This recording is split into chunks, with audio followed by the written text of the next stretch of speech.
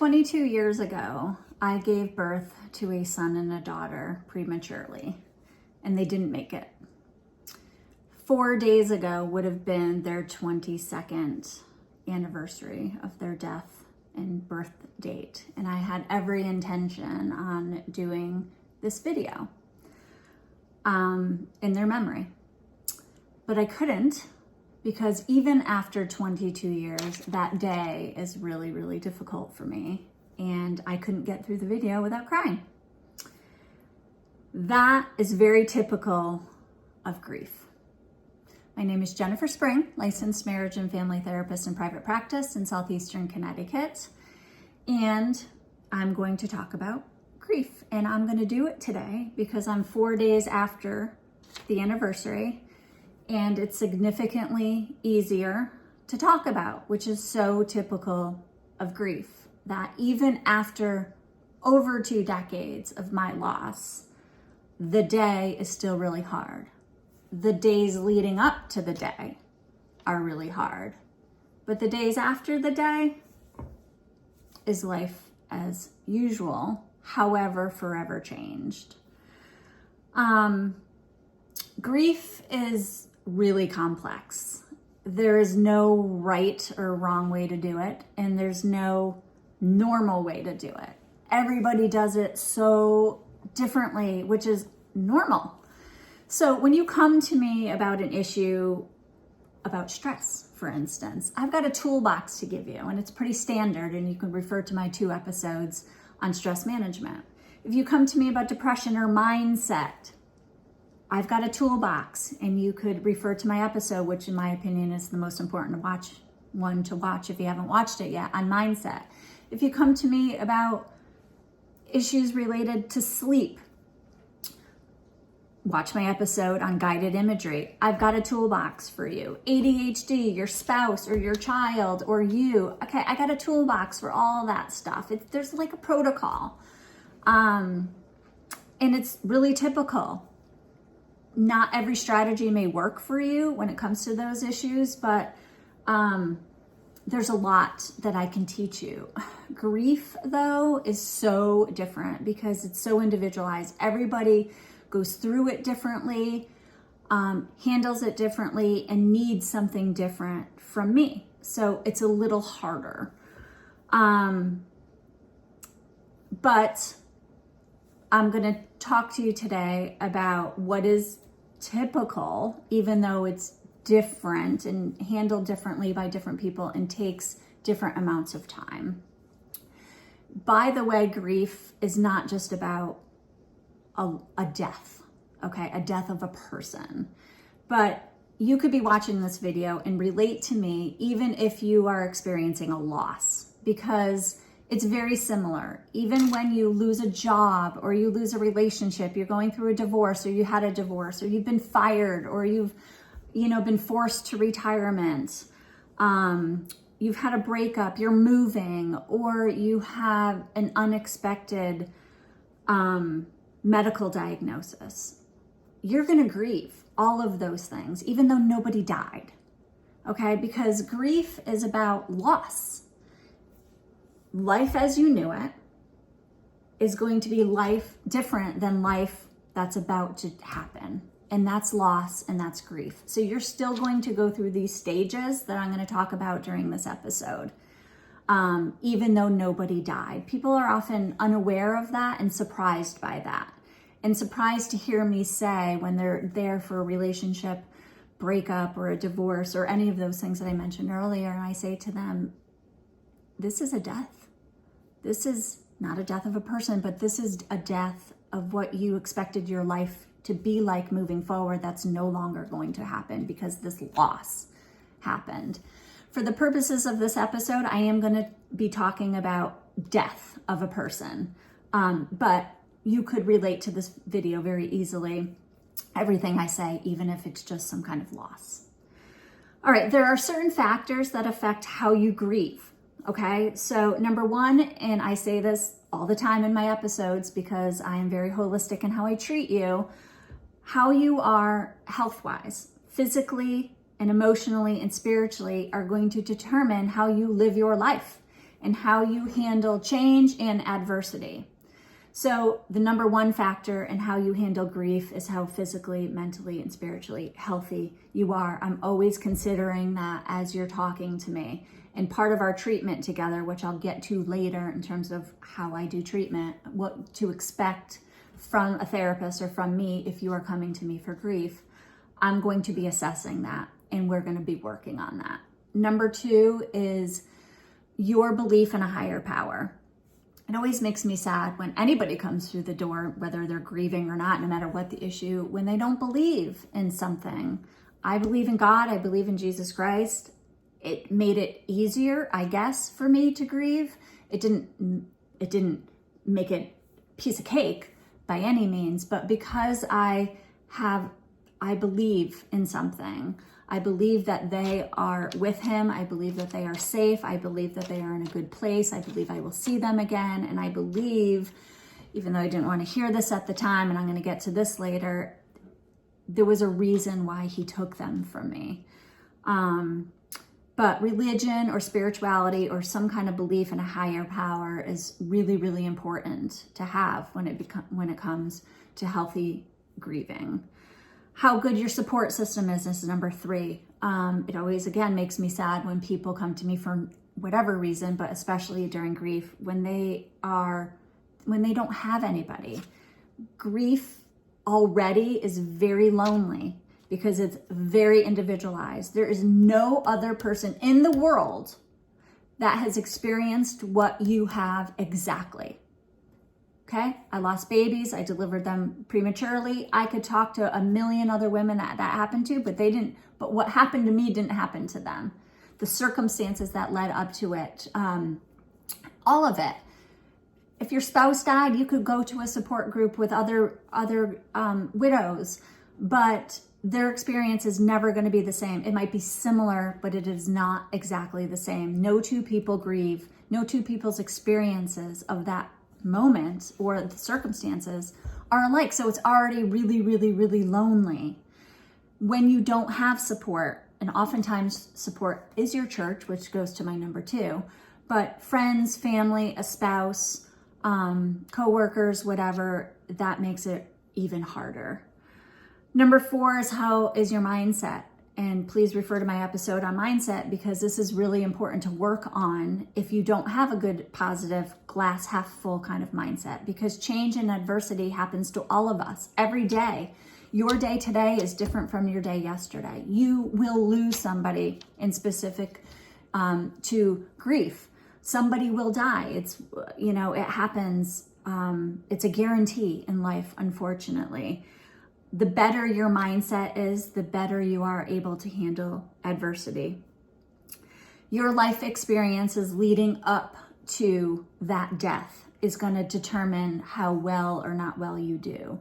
So sadly, if you are a person that has had a lot of adversity, a lot of death, a lot of trauma in your life, you might handle it a little bit better because you have experience in grief already. For me, at this moment in my lifetime, and I was 30.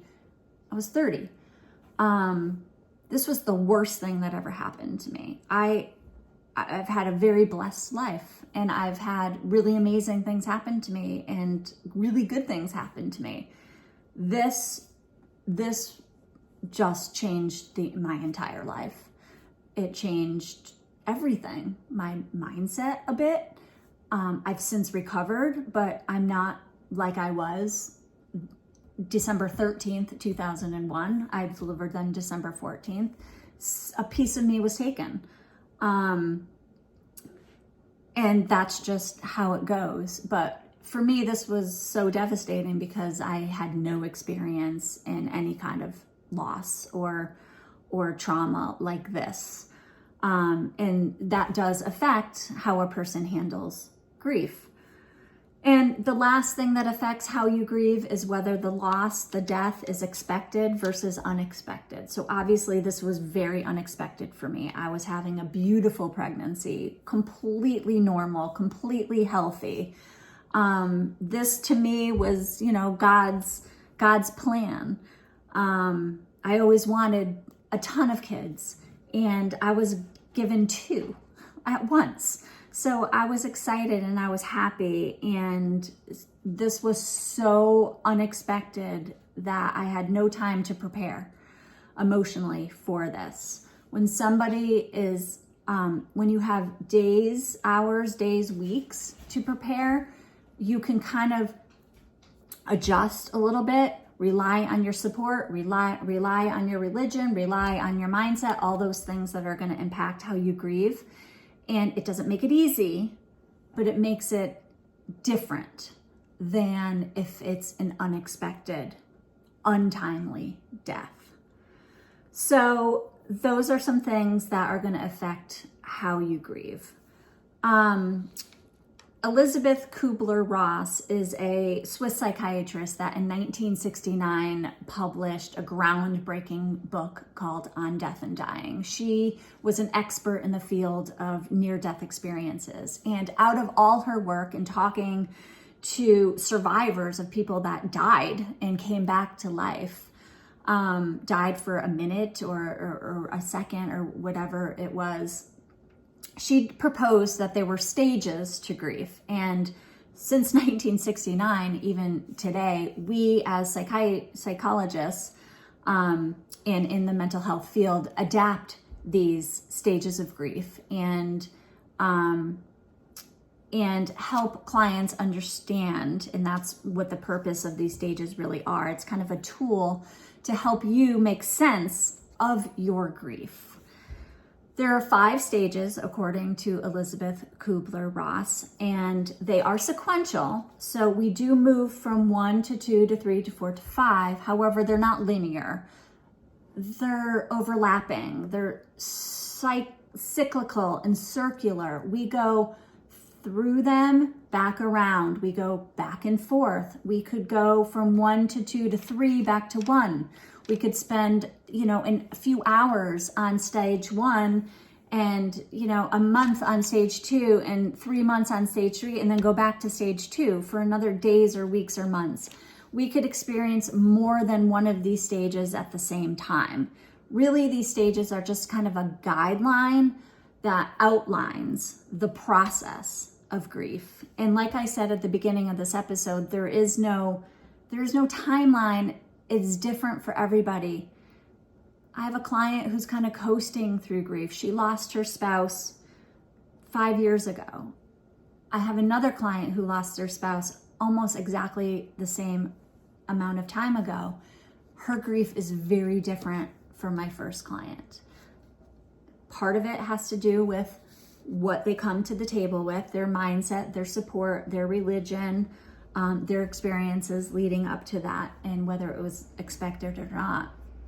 But my point here is that I can't say to you when you come through my door how long this is going to take. It was 22 years ago that I lost my kids. I couldn't talk about it on that day to you. I don't know where I'm going to be at in another year or 10 years. It always surprises me that I still break down because I always think, all right, this is the year it's not going to happen. It's been so long. It doesn't matter. I mean, I live my life and I'm very happy and I'm very blessed. I'm very grateful for what I have, but it's still there. There's no timeline. So there is no way to help you understand the timeline because it just doesn't exist. But it can be helpful to you to understand what these stages are. So stage 1 is denial. Denial, this is where the shock happens. This is where you get the news. And if you have preparation time, this is that 24 hours to a few weeks that you have left with this person. You are in, or for me is, I had a few hours only. I went into the doctor. He had this horrible look on his eyes when he did an ultrasound because I said something was wrong.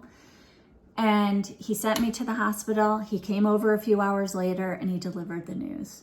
And I guess within 24 hours, I had delivered my first baby. I had that short of time. I was numb. I was shocked. I was in disbelief. This is when we say, I can't believe this is happening.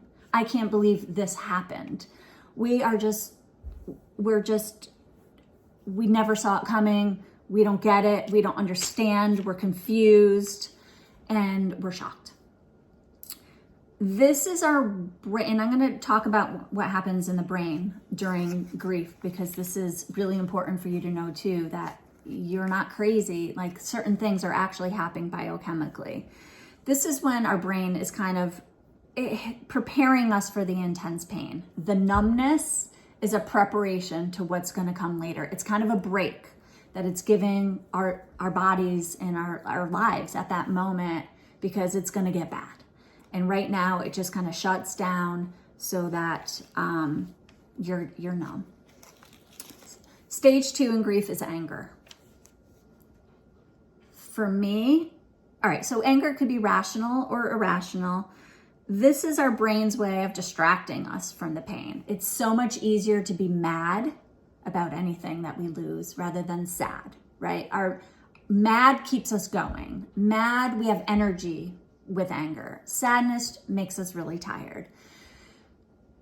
I was mad. I was really mad. I was really mad at God. Even though I have a very close relationship with him and I've always been close, I could not go to church for a year. And on that Sunday following the December 14th, 1 year later, I couldn't go on that day, but 1 year later, I went back to church. It was not easy. I was still mad. I was mad for years at God and very distant from him, but I had no one else to be mad at. I wasn't mad at the doctors. Some people get mad at doctors. Some people get mad at life. Some people get mad at God. That's really normal. Some people get mad at the person that caused the accident. Some people get mad at the doctor that missed the diagnosis. Some people get mad at alcohol because that's what did it, or any number of things.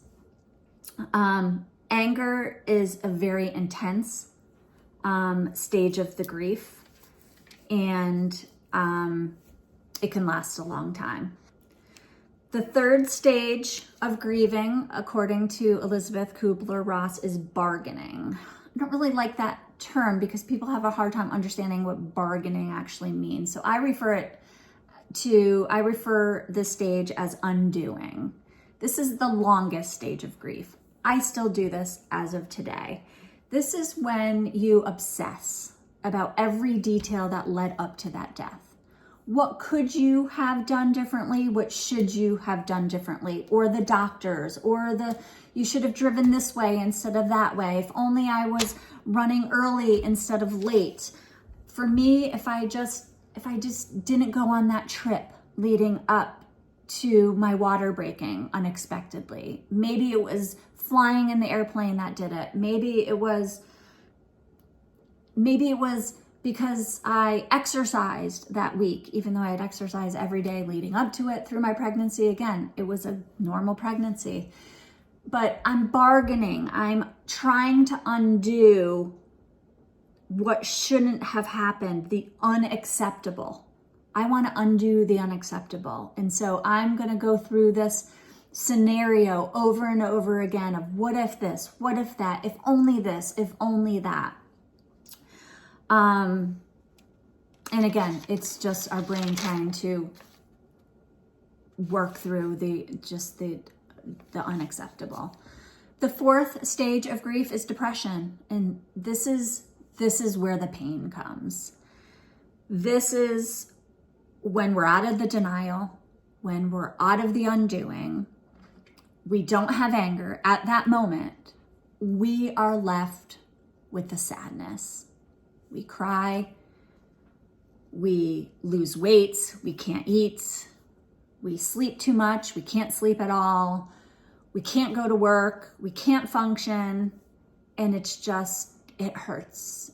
It hurts so bad, like nothing you have ever felt before. This is not clinical depression. This is completely normal. You do not necessarily need to go on meds for this. Clinical depression, maybe so. This is a stage of grief that is going to happen and is going to hurt. The fifth and final step, according to Kubler Ross, is acceptance. Not accepting that this person died, because we never do that. We never really do that. But we come to terms with this is our new normal. We accept this is our life. We don't like it. We don't want it. We want it to go back to the way it was before. But we go to work. We live our lives. I've had more kids. I had another child. We carry on. You might remarry. You might get in another relationship. You might, whoever you lost, you carry on. You never get over it. You only get through it, but you get through it. For a long, long time, decades, this was it. This was the last stage of grief. And for some people, it felt like, there's something more. It's not over. It's not over. And by the way, as I said before, you go back and forth through these. You don't get to stage 5 and say, check, I am good. I am over it. Something might happen, an anniversary, you go back to sadness. Somebody else maybe dies, you go back to anger or that undoing. You hear a song, you smell a smell, you are reminded in some way. It's the season, for me, it's Christmas. Like, right, really? Like, oh, Christmas is my favorite, and it happened 2.5 weeks before Christmas. So whenever those trees go up, all the decorations and the songs come on the radio, that is my trigger to anticipate the days leading up to the day I lost them. We go back and forth and all over, and that never stops, ever. You will experience these stages of grief forever to some degree. David Kessler worked with Elizabeth Kubler Ross for many years. He had a son who tragically and unexpectedly, a teenage son, died. And for him, he felt like there had to have been more. He added a 6th stage to grief, and it's called finding meaning. It's not like acceptance. It's not accepting or finding meaning in the death, because it's never, ever, ever, ever, ever worth the cost. It's just not. But for him, finding meaning makes a lot of sense, because this is when we find meaning in what's to come, what happens later. So for me, and this was even before finding meaning existed, the stage, I wrote a book. So when those babies were conceived, I went through an advanced form of in vitro. And that was a very, very emotional and taxing process on me, because I wasn't sure if it was going to work or not. And I wanted nothing more in my lifetime than a house full of children. So it was really emotional, and there were no resources for me. There was no TikTok or blogs or anything. There weren't even books, really. There was one chapter in one book that I happened to come across that this guy or the wife actually wrote it, about her experience in vitro, and I related to every single word that she printed on it. So I decided through this journey of in vitro, I penned my experience. After I delivered these babies, they died. I couldn't do anything with this book. I was distraught and in despair for years. Then I went through in vitro again, and I conceived my daughter, who is now 22 years old and very happy and healthy. But then I had a newborn and a toddler, and then a really, really, really busy school age kiddo. On the 10th anniversary of Emily and Jacob's birth and death date, I found meaning. And I dug that book out from the bottom of a closet in a notebook and decided to get it published. And that was their 10-year anniversary gift to them and to me. I dedicated the book to them. Other people go on to do foundations to give back to other kids or adults. They do golf tournaments and running tournaments and all kinds of really awesome things that help them find meaning. They dedicate, some people I know, clients of mine, quit their jobs and started a foundation instead in their child's memory. And that became their full-time job. Their life purpose, David Kessler's life purpose now, is about helping people find meaning because he could relate to that, and that became the trajectory of his life. What are you going to do with me if you come for therapy? A lot of people say, what am I going to say? What are you going to do for me? And like I said to you in the beginning of this episode, I don't have a toolbox that I can just say, here you go on your way and you're going to be great and you're going to be fine. It's not that easy. But there are things that I can do for you that can be helpful. And it will depend really on when you come through my door. Are you coming to me the day it happened, which has happened? The day after, the week after? Are you coming to me a year later, a decade later? Because here's the other thing about grief. If you don't do it, if you just sweep it under a carpet, it will come out later. Because this is one guarantee when it comes to grieving, is you will go through those stages at some point. And it could be years and years and years later. I think the best thing I can do for you is listen. Like I said to you earlier, grieving is very lonely. And it doesn't matter how many times you tell the story, it feels good to retell the story. For me, 4 days ago, the best part of my day was I went on a walk. We walked dogs with a friend of mine in the evening. That's what finished my day. He didn't know my story. He didn't know this story. And I told the story. And that is always therapeutic. No matter how many years have gone by, no matter how many times I've told the story, it felt good to retell it again. I have a new client that came in just a few weeks ago, and she hadn't talked about it in years, but she knew she was stuck. And I asked her if she would please share the story about her husband, who very quickly, unexpectedly, and tragically died. She was so thankful. She said she hadn't cried in years. She went back to sadness during that hour. And she retold the story, and it was a beautiful story. And I could tell that it was very therapeutic for her. She told me so. Listening to your stories about who you lost, working on changing the mindset. We are wired in a way to be comfortable. Our mindset falls into a certain pattern, and sometimes that's really negative, especially when you're grieving.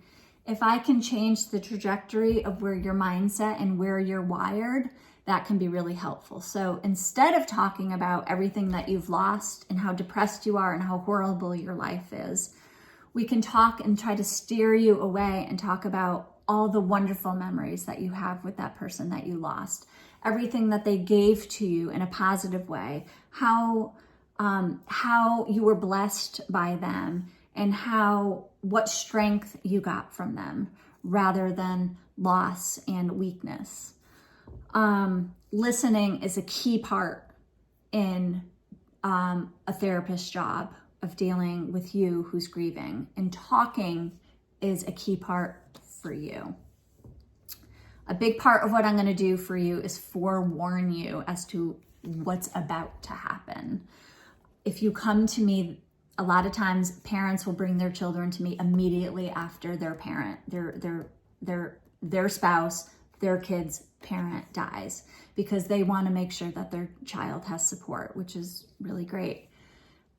I'm going to have to talk to them immediately about what to expect in the next 24 hours, 48 hours, within the week. There's going to be a funeral. There's going to be a wake. Most times this is their first time. They have no idea. They never done this before. They don't even know what a funeral or a wake is, what they're supposed to wear, what to do there. So I'm going to help you understand what's about to happen. I'm going to forewarn you that there's going to be things that people are going to say to you that is going to be really hard. You're going to be so mad at them because people don't know what to do or say. This is something that if you're watching this and you've experienced grief, you know, they don't know what to do or say. So they say the wrong thing a lot of the time. For me, it was when I received a card, and in that card, this particular person wrote, "I'm sorry," obviously all that, thinking of you, sending prayers, everything happens for a reason. Okay, I actually believe that. Everything does happen for a reason. But this was not the thing to say to me at that time. Because really, what is the reason? Do you think I know the reason? Do I think I want to hear that it happened for a reason? My babies just died. Like, this was everything I ever wanted. Even though I believe this is going to be actually my first question to God when I enter the gates and I see those little kiddos running towards me and jumping in my arms and, "Mommy, we love you and we've been here the whole time." I'm going to turn to God and be like, "WTF? Why? Why did you take them from me?" And I'm sure it's going to make complete sense, and I might even thank him. But at this point, I don't know why. And I don't want you to tell me that it happened for a reason. So if you know anybody that dies and you send a sympathy card, do not ever say to them, "It happened for a reason." But inevitably, this happens to all of us who are grieving. Or people are gonna ask you all the time, "How are you?" Okay, I'm terrible. Really? How am I? I'm awful. I hate my life right now. I'm miserable. But of course, we can't say that because people don't really care how we are. They don't really want to know, because I could sit you down for hours and tell you how I really am. That's not why you're asking. A better question would be, how are you today? How did you sleep last night? How are you doing getting back to work? Like, how are you? We hear it a million times when we're grieving. It's the stupidest question anybody can ask. But I need to warn you that this is going to happen. Or if it's already happened to you, it feels good for me to reiterate and validate that there are some people that just say the wrong thing all the time. I'm going to forewarn you that there are some people that are going to really step up to the plate. And there are going to be some people that are going to really disappoint you. And if you've already gone through that, it's going to help that I validate that, because this happens to all of us that are grieving. People come out of the woodwork and step up and shock. I got a card from somebody that I hadn't talked to in decades. I don't even know how this person found out about my loss. But she sent the most beautiful bouquet and the most heartfelt letter I had received from anybody. And I wasn't even close to this person, but it was wonderful. Nobody really disappointed me, but this happens all the time. If it's the death of a parent, a lot of times this divides families, especially if the family is already divided a bit. People, we often say, "She was the glue that held us together, and now the glue is gone and our family has gone to shit." This now creates a whole nother loss for you. That's something that we work through in therapy. People fight about stuff, money, houses, property, stuff inside the house. It's really sad. And it's so sad because now you're not only dealing with the death of that person, but now the death of these other relationships that are now become really distant and just unhealthy. Some people become very controlling, over-controlling during grief. That's going to be hard for you. We're going to talk about that. Some people become completely absent and disappear. My husband at the time, sadly, he grieved with me wonderfully in the beginning, but through the years, he didn't understand my grief. He didn't understand why I was still so sad. We had another daughter, but those factors that I mentioned earlier, life experience and stuff like that, that determine grief, he had a different life experience than I had. This remained really, really hard for me, and it wasn't necessarily for him. So we didn't bond in that way, and we butted heads a lot of time when it came to around this time of year when I was like completely becoming a puddle and couldn't work year after year after year around this time. Even though I had a baby at home, it didn't matter. I was still grieving, and my experience about this was so different. And that was really hard for us as a couple. The next thing I'm going to forewarn you about is guilt. Oh, there's so much guilt when it comes to grieving. Guilt about, remember, the undoing stage, which is the longest stage of grief. So that's always there. You're going to experience guilt around that, but then you're also going to experience guilt even in the later stages of grief when we get to the acceptance and the finding meaning, when you go on with your life, when you have fun, when you go out maybe for the first time or the 10th time, you feel guilty about that. When you have a good time, when you laugh, you feel like you shouldn't be doing that. When you do something that you used to do with that person that just died, there's guilt around that. And there shouldn't be, but it's normal, and there is. I need to address the stress that happens. So brain changes, brain biochemical change, things happen in the brain. When we're first told the news, our amygdala, which is a certain part of our brain that is triggered by trauma, is fired. That then produces the stress hormone cortisol. Cortisol, because it's a stress hormone, creates stress for us. And if it's prolonged, which grief often is, this is going to wreak havoc with you, with your body, with your brain, with how you sleep, whether you sleep too much or you don't sleep at all, with anxiety. And so, back to that episode on anxiety where I'm going to teach you the toolbox.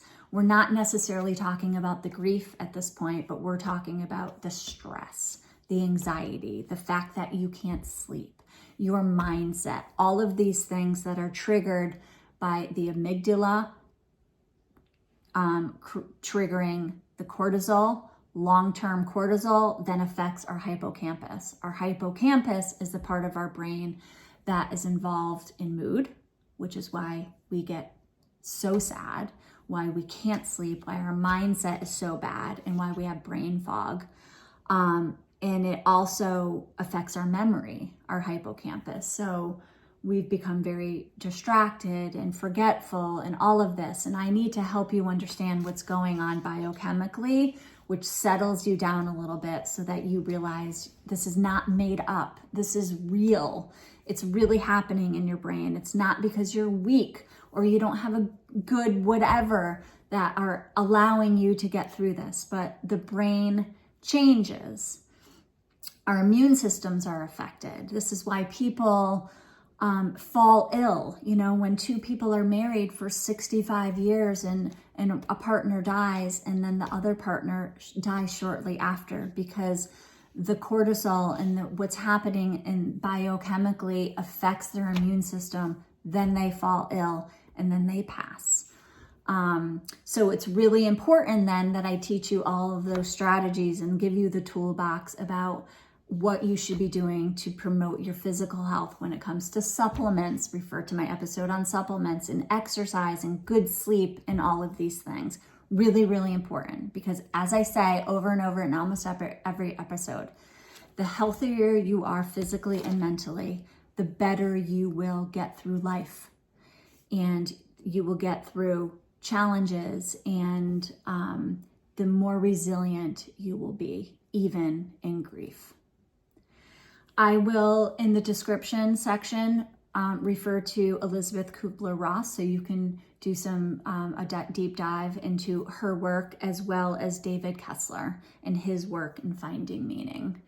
If you are new to me and you haven't yet subscribed, please hit the subscribe button to help me get to my goal. And that's it for today. Thank you.